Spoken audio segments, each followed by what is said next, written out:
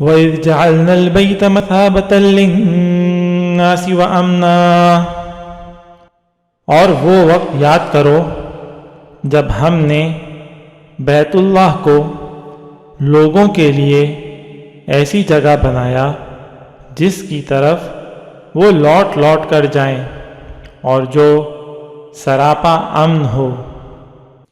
وَاتَّخِذُوا مِن مَّقَامِ إِبْرَاهِيمَ مُصَلًّى، اور تم مقام ابراہیم کو نماز پڑھنے کی جگہ بنا لو۔ وَعَهِدْنَا إِلَىٰ إِبْرَاهِيمَ وَإِسْمَاعِيلَ أَن طَهِّرَا بَيْتِيَ